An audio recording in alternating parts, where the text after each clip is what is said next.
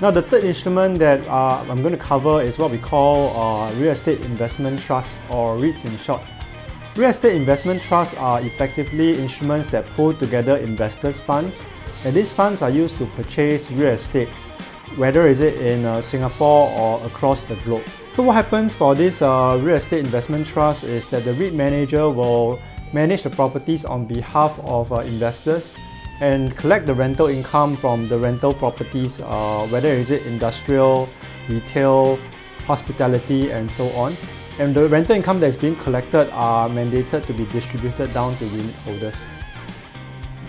In terms of some of the downsides of investing into REITs, one of them will generally be volatility, because REITs are pegged to market conditions. So if the market fluctuates, for example recently during the crisis, there can be a substantial correction in your unit prices.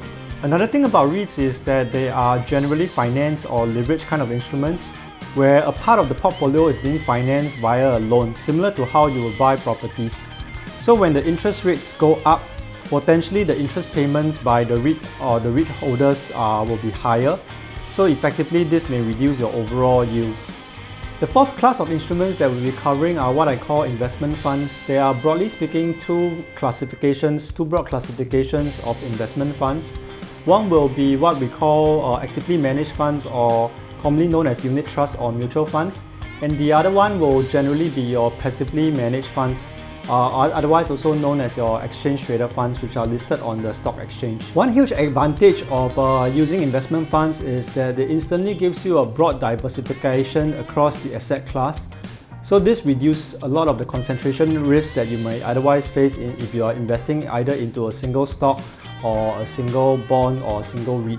One of the downsides of investment funds is that there is typically a management fee attached to the funds, meaning that basically you're paying for a fund manager to manage the funds on your behalf. And the last group of instruments that we'll be covering are annuities. Annuities are low-risk instruments that will pay you a monthly or annual income for as long as you're alive. There is usually a guaranteed component to the annuities, so that gives you a certainty in terms of your income or payout, especially during your retirement years. Certain classes of annuities can also be leveraged to increase their yield when interest rates environments are low. One of the downsides of annuities is that they tend to be longer term instruments, so typically you have to commit to a longer term period in exchange for that stability in your portfolio. And with that, we have covered 5 instruments that you can potentially look at in order to create passive income in your portfolio. There are pros and cons to each of the instruments, and what really works depends on the individual circumstances and also preferences in terms of how the portfolio should be managed. And we have come to the end of today's video discussion. Look forward to see you in the next one.